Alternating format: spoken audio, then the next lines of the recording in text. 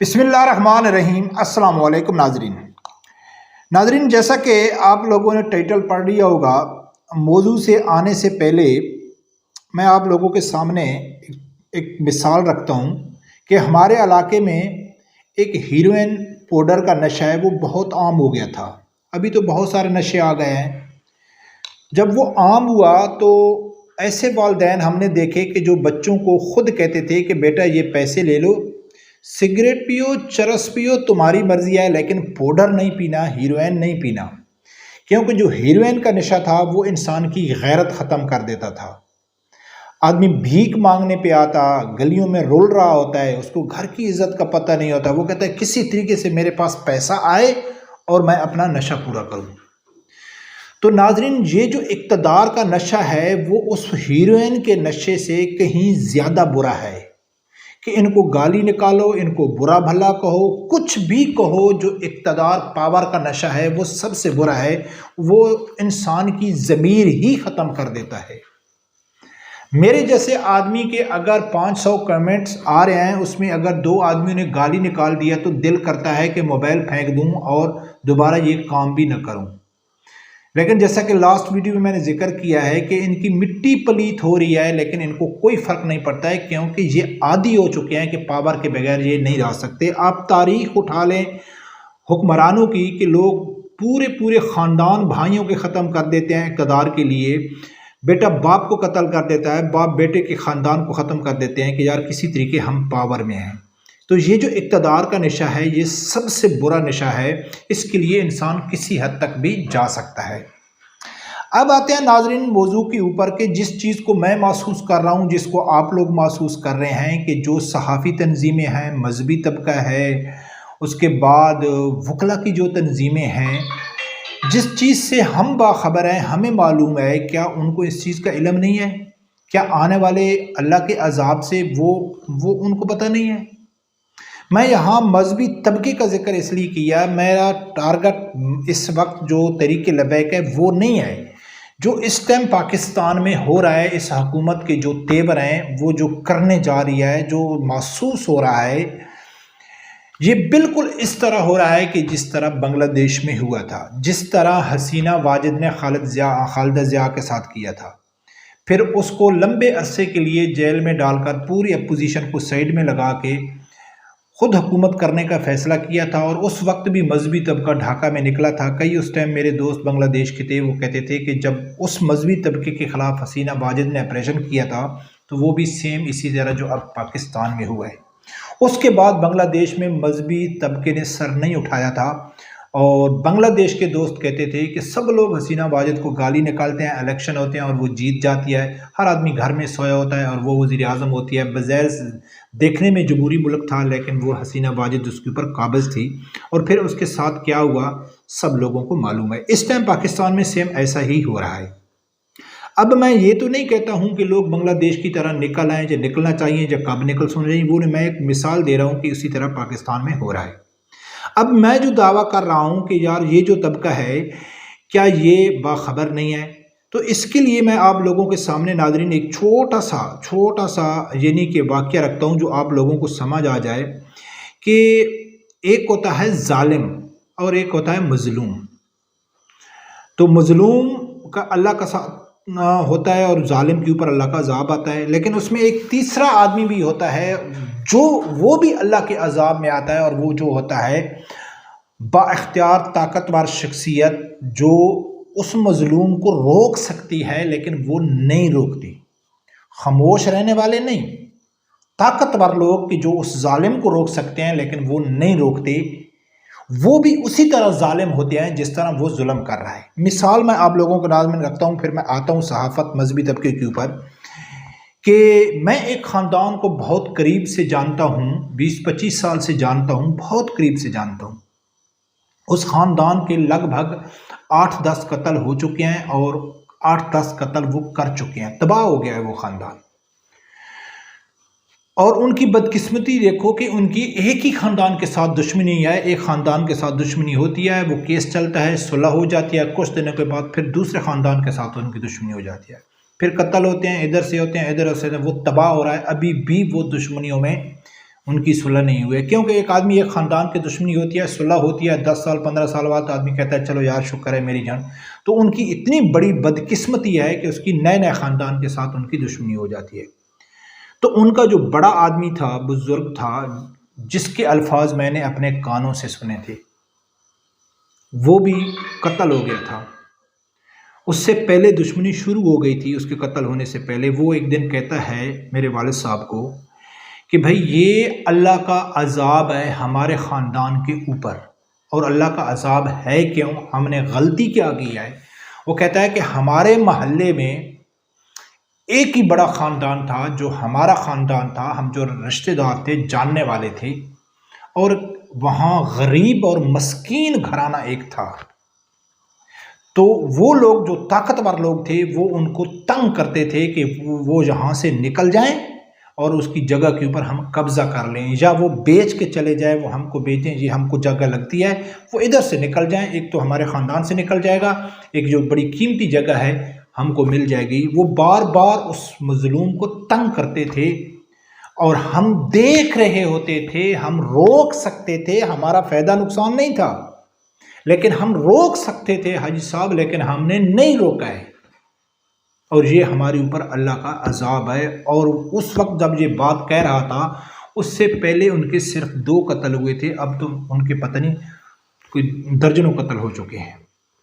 नाज़रीन, इस वक्त तहरीक लबैक के साथ जो हो रहा है, अब सवाल है कि एक तो जालिम है ना, तो एक तो मजलूम है। मजलूम अगर खामोश हो जाता है, आवाज़ नहीं उठाता है, तो वो तो है ही मजलूम। तहरीक लबैक वाले आम वर्कर से लेके मेन लीडरशिप तक मजलूम है। अगर वो डर जाते हैं, छुप जाते हैं, बड़े खुल के आवाज़ नहीं देते, क्योंकि डर की वजह से वो तो मजलूम है ना। इस टाइम जालिम, इस टाइम जाबिर है। तो उसमें ऐसे तबके हैं कि जो अपना किरदार अदा कर सकते हैं, लेकिन वो नहीं कर रहे, वो तमाशा देख रहे हैं। जब अल्लाह का अज़ाब आएगा तो वो बचेंगे नहीं, वो भी मुलविस होंगे। अगर अल्लाह की ज़ात उनको इस दुनिया में छूट देता है तो रोज़े क़यामत उनको इसका जवाब देना पड़ेगा कि आप बाइख्तियार थे, आप ताकतवर थे, आप किरदार अदा कर सकते थे, लेकिन आप लोगों ने किरदार क्यों नहीं किया। वो कौन लोग हैं? वो लोग हैं, हम तो कह देते हैं कि यार उठो, निकलो, बाहर निकलो। आम वर्करों को हमेशा जो सबक दिया जाता है वो आवाम वर्करों को दिया जाता है। कोई भी सियासी लीडर है, इमरान खान है, तो वो कहता था, कारकुनों को कहता था कि निकलो। तहरीक लबैक वाले हो गए, कुछ भी हो गए, कोई भी है मजहबी तबका, कारकुनों को कहा जाता है निकलो। कारकुन ऐसे निकलते हैं, उनके ऊपर गोली मार कर उनको शहीद कर दिया जाता है। जो बड़े लोगों का किरदार होता है वो नहीं निभाते। अब वकला तंजीमें हैं, वकला तंजीमें अगर तहरीके इस जुल्म के खिलाफ ना वो ये शो करें कि यार तहरीक लबैक के साथ हुआ या PTI के साथ या किसी दूसरे के साथ हुआ, वो इस जुल्म के खिलाफ आवाज़ उठाएं, उनके ऊपर गोली भी कोई नहीं चलाएगा और उनकी बात लोग सुनेगा। मजहबी तबके का मैंने जिक्र इसलिए, जो पहले मैं जिक्र कर गया हूँ, कि वो इसलिए किया है कि यहाँ मसला बरेलवियत का या मसला तहरीक लबैक का नहीं है। इन लोगों ने तहरीक लबैक को क्रश इस बुनियाद पर नहीं किया है कि ये बरेलवी हैं, इस बुनियाद के ऊपर किया है कि ये मजहबी तबका है, इसको आगे नहीं आना चाहिए। अब सहाफ़ी हो गए, वकला हो गए, वो किरदार अदा कर सकते हैं। अगर वो किरदार अदा नहीं करते तो यकीनन उनको भी इस दुनिया में भी जवाब देना पड़ेगा और रोज़े क़यामत भी इसका जवाब देना पड़ेगा। क्योंकि इस वक्त मौजूदा हुकूमत के जो तेवर हैं, अगर आप सोशल मीडिया में जो हकूमती नुमाइंदे हैं, जो हुकूमत के रिलेटेड हैं, यानी कि हुकूमती लोग हो गए, उनके सपोर्टर हो गए, या वो सहाफ़ी हज़रात हो गए जो हुकूमत को सपोर्ट कर रहे हैं, उनको मालूम है कि जुल्म हुआ है, वो हुकूमत को सपोर्ट कर रहे हैं। उसके अलावा कुछ न्यूट्रल लोग हैं कि जो लिबरल माइंडेड आदमी हैं, वो भी वो उनका हुकूमत के साथ तल्लक नून लीग जो हो या ना हो, वो इस बुनियाद के ऊपर सपोर्ट कर रहे हैं कि यार ये मज़हब को छोड़ो, यार एक सेकुलर मुल्क होना चाहिए। उनके अगर आप इस टाइम देखें तो उनकी जो धमकियां हैं, उनकी जो वार्निंगें हैं, उनकी जो तेवर हैं, उनसे ये मालूम पड़ रहा है कि उनको कोई शर्मिंदगी नहीं है, कुछ भी नहीं है। लेकिन उनकी जो धमकियां, तेवर का 2 मतलब निकलते हैं। अब आगे अल्लाह बेहतर जानता है कि वो अभी तक इतना सब कुछ होने के बावजूद बजाय इसके कि वो कुछ ऐसा बयान दें कि लोगों के अंदर जो गुस्सा है वो थोड़ा ठंडा हो, कहें कि यार ये नहीं होना चाहिए था, बदकिस्मती से हो गया, हम कोशिश कर रहे हैं, हम जितनी भी डेड बॉडियाँ हैं वो भी हम निशानदेही कर रहे हैं, वो भी पहुँचाएंगे, मरीज़ों का इलाज करेंगे। तो ना भी करें, सिर्फ बयान ही दे दें तो लोगों में थोड़ा सा हौसला आ जाएगा कि चलो यार एक सान्या हो गया, वो आ जाएगा। लेकिन वो अभी तक फुल बदमाशी में है। अब उनकी जो बदमाशी है, उस बदमाशी के हम दोनों पहलुओं के ऊपर बात करते हैं। अब मैं इस फैसले के ऊपर नहीं पहुंच सकता हूं कि वो दो पहलुओं में कौन सा पहलू है जिसके लिए वो अभी अपने तेवर उनके जो हैं वो डाउन नहीं हो रहे, वो अभी उनका गुस्सा डाउन नहीं, वो अपनी जिद के ऊपर डटे हुए हैं कि भाई फैसला हो गया रियासत का, भाई हम किसी को नहीं छोड़ेंगे। एक तो वो वाकया ही उन लोगों ने अंजाम का फिक्र किए बगैर फैसला कर लिया है कि हम जो भी रोडों पे निकलेगा हम उसको गोली मार देंगे, जो होगा हमारे साथ देखा जाएगा। क्या वाकया वो इस तरह करेंगे और मज़ीद आगे भी करेंगे, इसके मुझे इल्म नहीं है। या वो इसलिए धमकियां दे रहे हैं, बदमाशियां दे रहे हैं कि इतना बड़ा जो हमने जुल्म कर लिया ताकि डर और खौफ की वजह से लोग बाहर ना निकलें, ताकि उनको डर रहे कि यार हम बाहर निकलेंगे। अब नाजरीन मुझे इल्म नहीं है इस चीज़ का कि वो किस लिए धमकियां दे रही है, ये हुकूमत या हुकूमती नुमाइंदे क्यों धमकी दे रहे हैं, उनके आगे क्या इरादे हैं। लेकिन इस वक्त तक जो अमली काम, जो ग्राउंड के ऊपर काम हो रहा है, उससे ये साबित होता है कि नज़दीक यानी कि कोई मुझे तहरीक चलते हुए नज़र नहीं आएगी। अगर वो आएगी तो उसको भी वो कुचल देंगे। अभी मैं ज़ाती तौर पर कुछ ऐसे बातें करता हूँ, जैसे कि मुझे फ़ोन भी बहुत ज़्यादा आते हैं। जैसा कि मैंने पहले जिक्र किया था कि मुरीद के पहुँचने से पहले भी मैं 2 वीडियो में जिक्र कर गया था कि ये मसला फ़लस्तीन नहीं है, मसला तहरीक लबैक को क्रैश करने का है। उस वक्त ये सोचा भी नहीं था कि ये हुकूमत कदम उठाएगी। और दूसरा मैंने जिक्र किया था कि अगर मुरीद के से साद हुसैन रिजवी साहब को चांस मिलता है किसी तरीके से सेव रस्ते का, तो उसको वापस चला जाना चाहिए था। लेकिन इस हुकूमत के इरादे ही गलत थे कि इन्होंने ना मुज़ाकरात किए ना कुछ किए, चलना था और वही बात हो गई। अब मैं जो तज़किया करता हूँ तो वो मैं अपनी ज़ात के हवाले से जो मैं सोचता हूँ उसलिए करता हूँ। आगे आप लोगों को पसंद आता है या नहीं आता है, आप लोग उसका क्या मकसद निकालते हैं वो तो आप बेहतर जानते हैं। लेकिन मैं इस टाइम समझता हूँ कि इस टाइम जो सोशल मीडिया के ऊपर क्रैकडाउन की खबरें चल रही हैं, ये इमरान खान के दौर में भी बड़ी चलती थी। हम ये सोच के कि इमरान खान के दौर में जब मैं वीडियो बनाता था तो यकीन माने नाजरीन कि उस टाइम मुझे एजेंसियों के फ़ोन भी आए। ये कहा गया, कुछ जानने वाले थे कि यार आराम से काम करो, आराम से काम करो। तो मैं उस टाइम कहता था कि यार आप अपना काम करो और मुझे अपना काम करो। लेकिन इस हुकूमत ने जो बर्बरियत किया है तो मैं भी डर गया हूँ, मुझे भी डर लगता है।